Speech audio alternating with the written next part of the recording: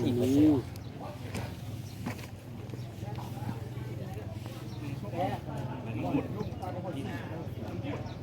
จะก็เบิ่งทั้งก้อนที่ว่าหรือที่ออกแท้เลยเข้าไว้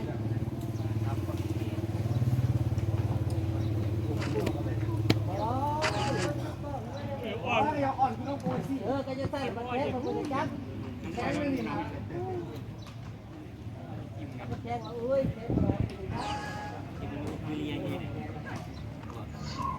ด้วยฉันเลยนี่เอาตัวปลายเลยนี่เดี๋ยวครับ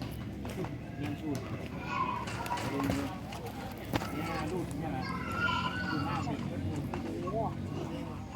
อะไรล่ะทำอะไรเย่ช่วยด้วยอันนี้ก็เรียกว่ามันทักมันแรมเลยนี่ก็เล่นความนึงตอนนั้นนะว่ากูขาเอามึงยิงดีเพื่อนเล่นยังไงอ่ะเย่ทำมาเล่นใช่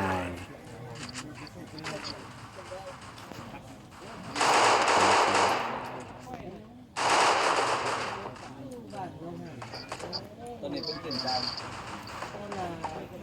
ต้นเหลืองก็เป็นพิษด้วยช่วยด้วยขายพวกยุงนะก็เรื่องการเล่นไม่เป็นโอ้โหเม็ดเด็กยักษ์กาดก็ขายพวกโยกของนาเซน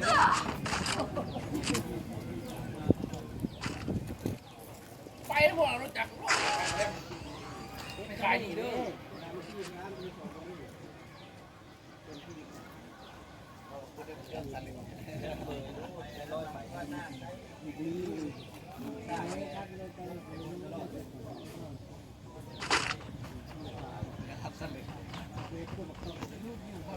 ก็จะเล่นขาการยุ่งงาน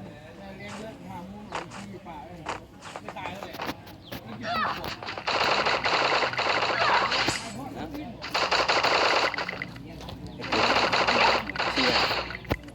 ดี๋ยวโอ้เสร็จก่อนมาแซ่บกว่านี้เอาตัวนั้นไม่มา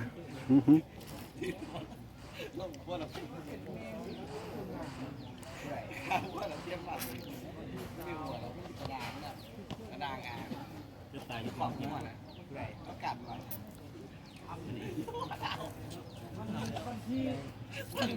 คนยังหนางูเลยเสียงงูประมาณวันที่10เขาพูดบาทพี่ชายนี่ก็คงดีไว้หนูไว้ได้ขนาดนี้คุณจะควรจับไปไทยเสียพูดประเทศกันแล้วพูด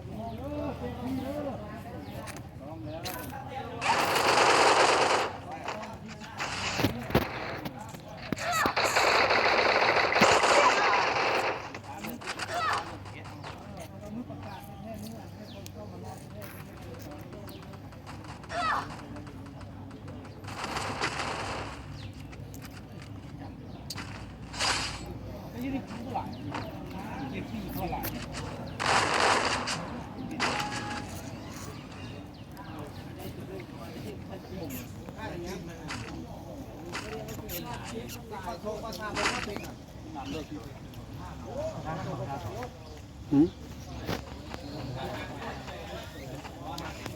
บ้านเราทำไมลงนะเขาติดโต๊ะไปเลยเป็นสูง เขาเฮียนมวยเขาเลิกก้อนหรือใครเขาเฮียนมวยเขาเลิก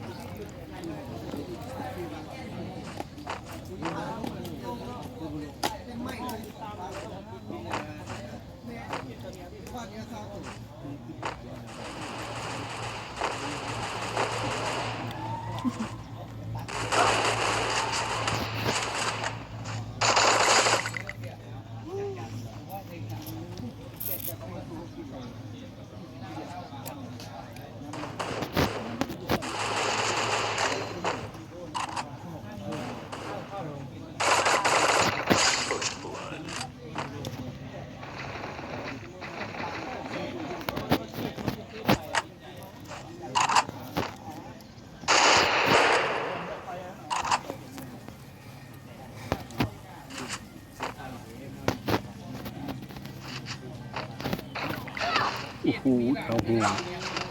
บ้านมองง่ายกับคุณ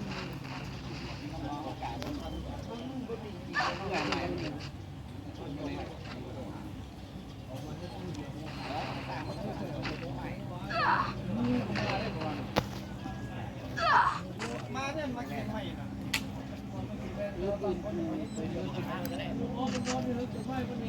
ไปดูเงินตอนหัวแรง มันมีตะเกียบตัวลงมา แก็บเงินโอ้ให้จะลงมาค่าสีหัวก็ไม่เอาลงมาไปไ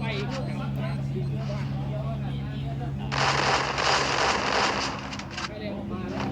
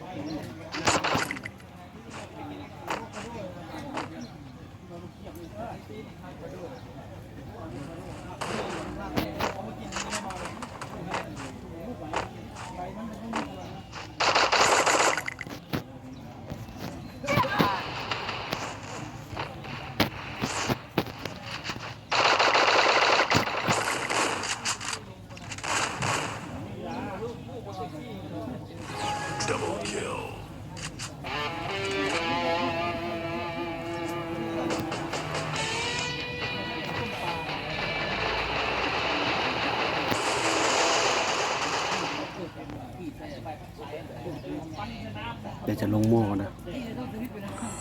แก้วบนพาสามแรก